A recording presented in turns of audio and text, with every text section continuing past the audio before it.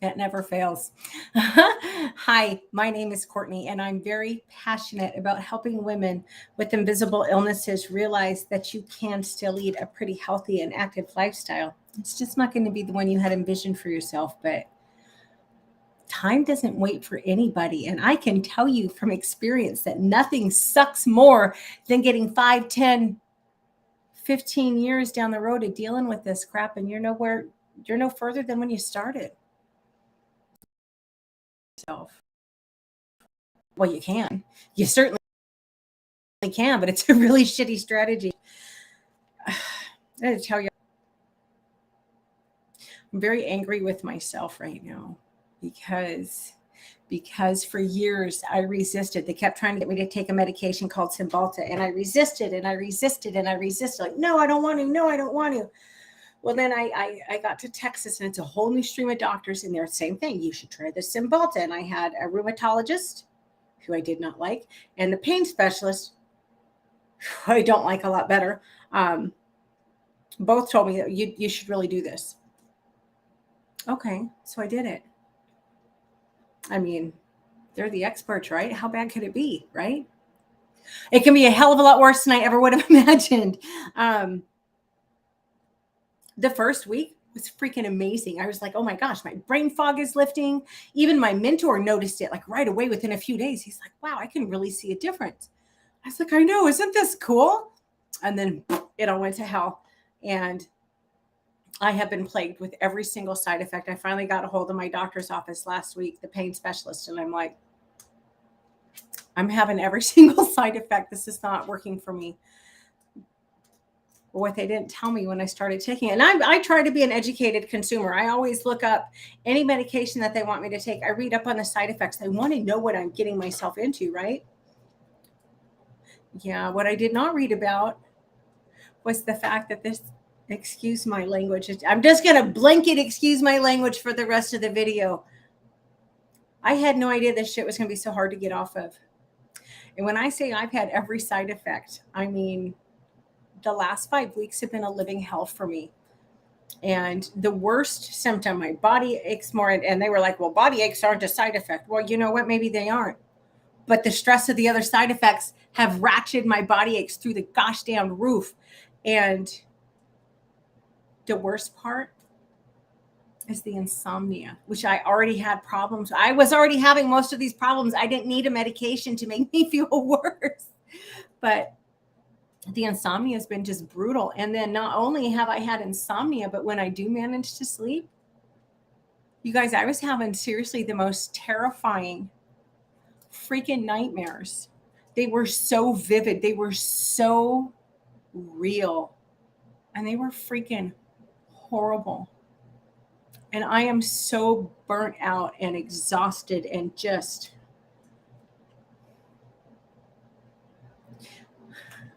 So the Cymbalta, they prescribe it for people with fibromyalgia and with diabetic neuropathy because it's supposed to help with nerve pain, but it's actually a drug for severe depression. I got to tell y'all, I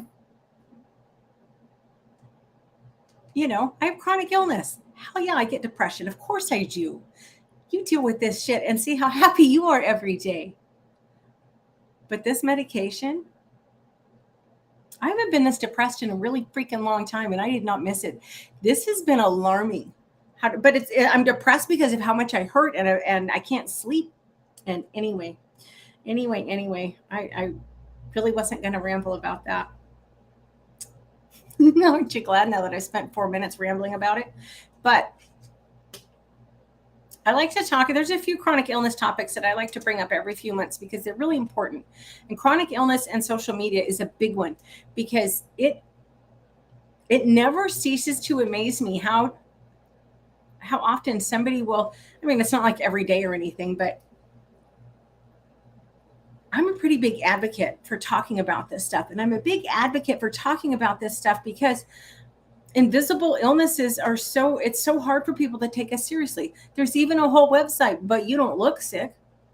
Side note, what the hell does that even mean? Because I try to pull myself together and put my best foot forward, I can't be sick. What the hell does that even mean? That is the stupidest thing.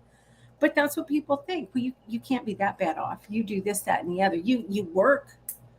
I do work. I work because I have to. I work because I like nice things. I work because I need the benefits. I work because I need a sense of purpose.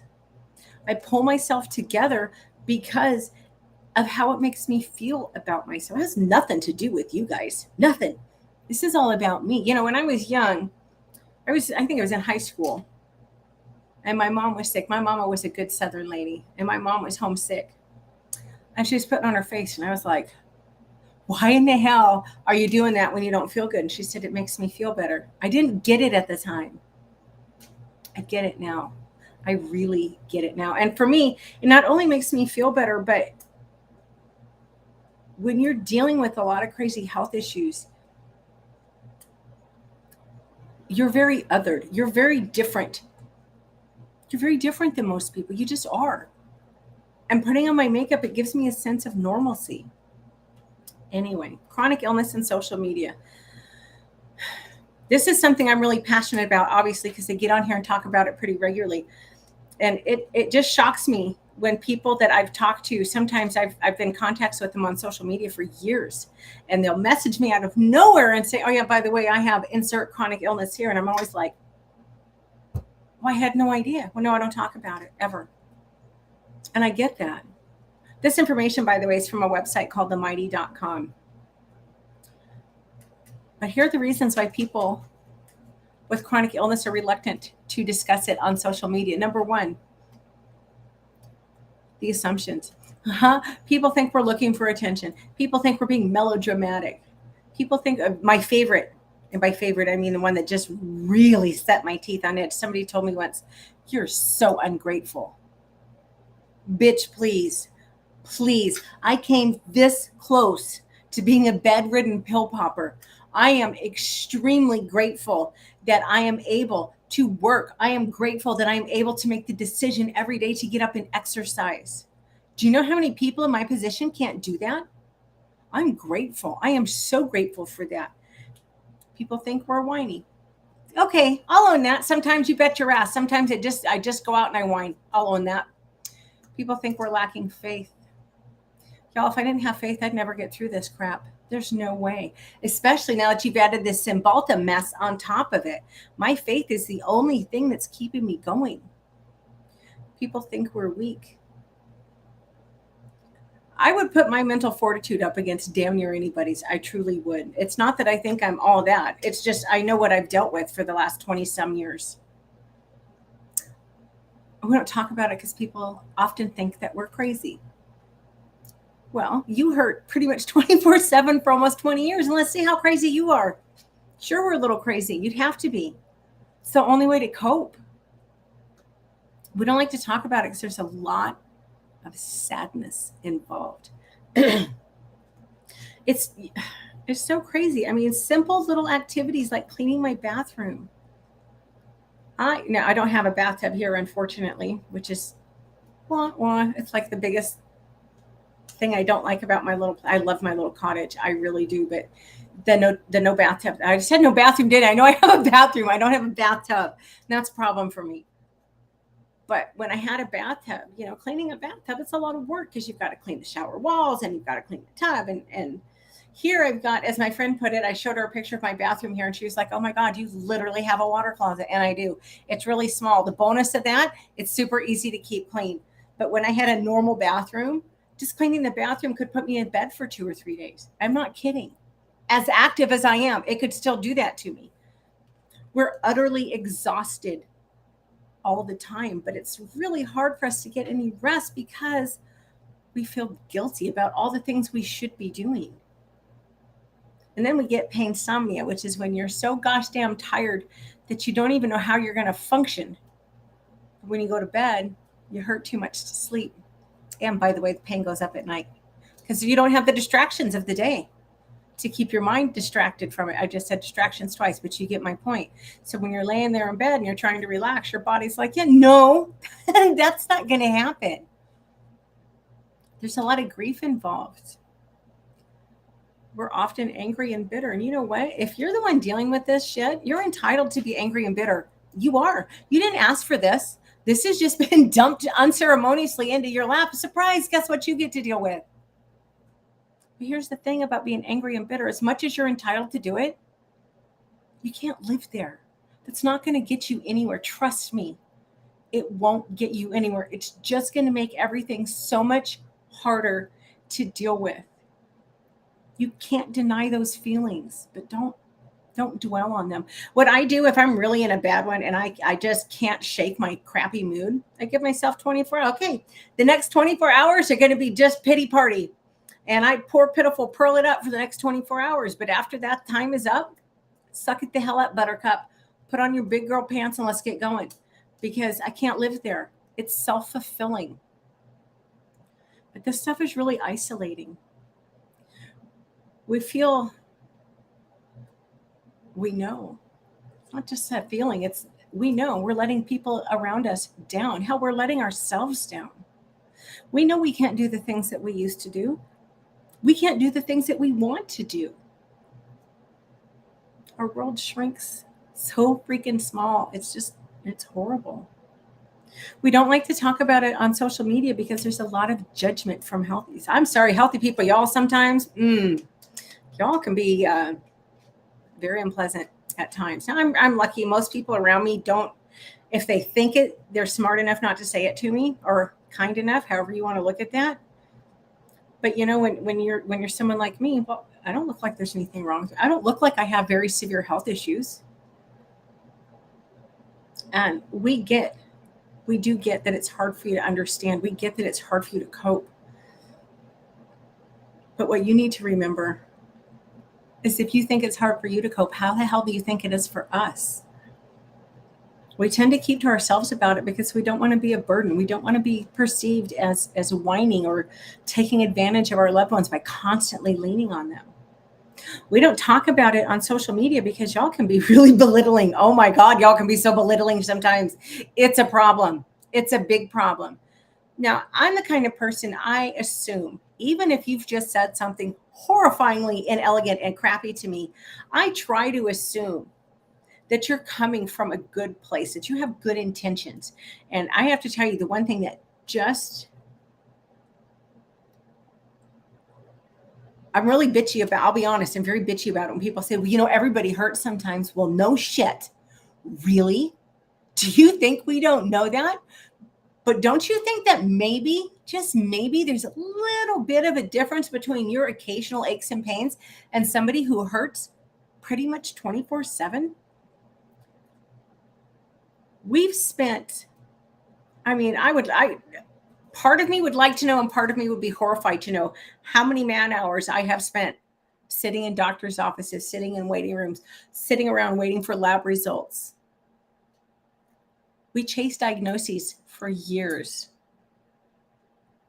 Don't tell somebody who has chronic health issues, well, you'd feel better if you just fill in the blank, if you just lost weight, if you just exercised more, if you just ate better, or in the case of my really, really good friend who has COPD, if you just quit smoking. Well, no shit. We know that. I guarantee you, anything like that you've thought of, we've had those conversations with our medical professionals. We don't need you to tell us that stuff.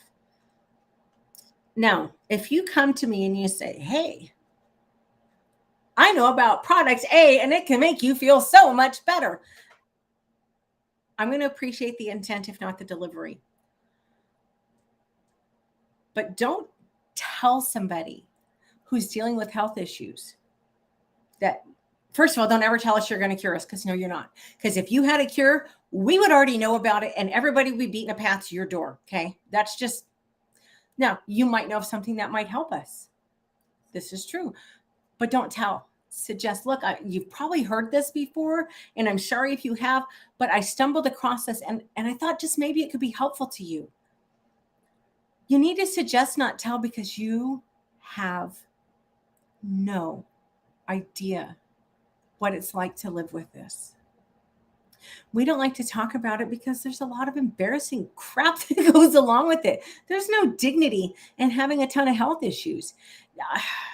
I have been through some of the most seriously dehumanizing, degrading medical tests to where I really felt like I should just have USDA stamped on my ass somewhere. We don't want to talk about that stuff with anybody. We don't like to talk about that with people we're really close to. We sure as hell don't want to talk about that with somebody we don't know very well. We don't like to discuss it because of a fear of rejection.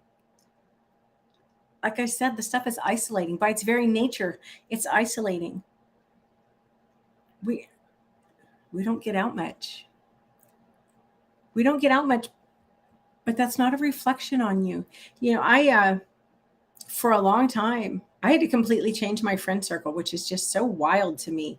But I did, because all of the people that I used to be friends with, they were heartless. You know, I'm really, I know we had plans. I'm really sorry. I feel horrible. I can't go. And it would be, oh my God, Courtney, are you flaking again? Gee, I'm so sorry that my chronic health issues are such a problem for you. So I went for years where I wouldn't make plans with anybody. Now I have managed to build myself a pretty good little support system. And there's a small but very loyal handful of women that I will make plans with. But you know, it's hard for us to make and keep plans. And we know you don't understand. And you know, if you have plans with someone who's got health issues and they have to cancel, now, if it's a once in a lifetime event, by all means, go and enjoy yourself. Don't even look back, because that's the first thing I'd tell you. Don't stay home because I can't go. Go and have a damn good time. But if you're just like going out to dinner or something, instead of being a whiny bitch about it, why don't you be really kind and say, gosh, you know what? I'm sorry you don't feel good. I'll tell you what. How about I pick up dinner and I'll come over and we'll just watch a movie or something, and then go over there and just hang out. Be a low maintenance. Although if you're not a low maintenance friend, you ain't coming in my house at all. That's just the way I am about things. I don't like company. My home is my refuge. It's where I can hole up and isolate myself and deal with my health issues. If you're not going to be low maintenance, you're not coming in. Or if you do come in, you ain't going to stay very long, because I'm not above asking, sorry, you got to go. I don't feel good. Bye. I know I won't be very polite about it, and I don't give a damn. Judge me all you want to. Don't care. I really don't.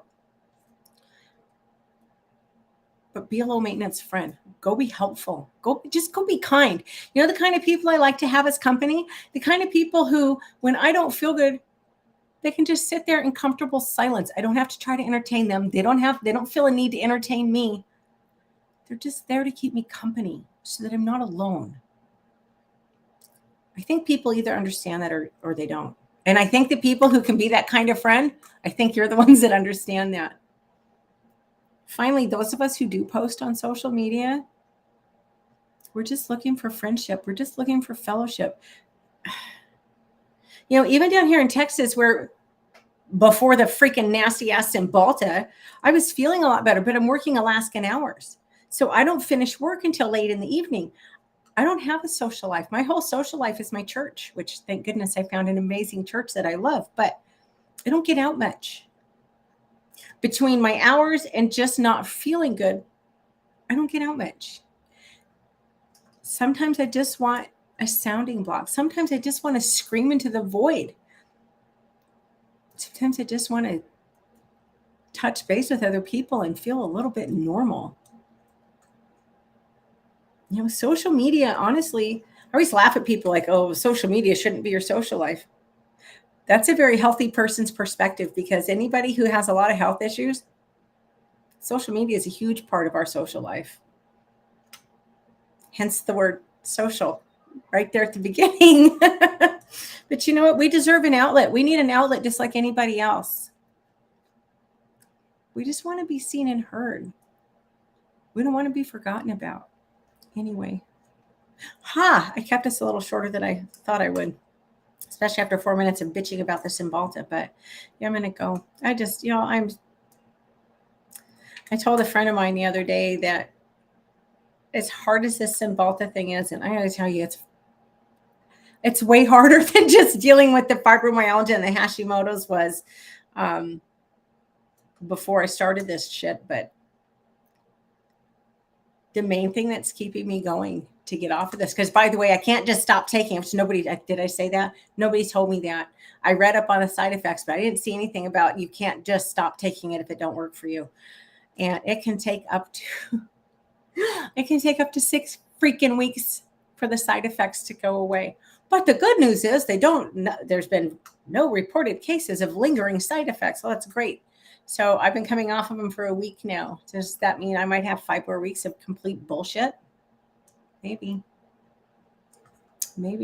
Nothing I can do about it. I mean, if that's the hand I'm dealt, I'm just going to have to play it out. But and by the way, if y'all are saying anything, I can't see you. I'm not trying to ignore you, but I can't see you. The platform that I'm on, it broadcasts it to a couple of my social media platforms, but I don't see any of your comments. So hopefully you're all being nice, but I'll see them after. So if you're being nasty, I will call you out on it. But that's all I have for tonight. I think I was really rambling, but it's been a really crazy month or so. But look, if you guys are dealing with health issues or you know someone who is, and you're struggling, drop me a line. I know I can help you because I've been living with this crap for a long time. And Cymbalta aside, I usually deal with this pretty well and with a pretty good attitude. And I used to be so depressed I was suicidal because I didn't see any hope in my future. Now I see, again, Cymbalta aside, generally speaking, I see a lot of hope in my future. And if I can go from there to here, anybody can. I'll be happy to share with you the resources that made a big difference for me. And guess what? Most of them are even free. So anyway, I'm completely babbling and I'm embarrassed now. So y'all have a great night. I'll be back Wednesday at 7 Central.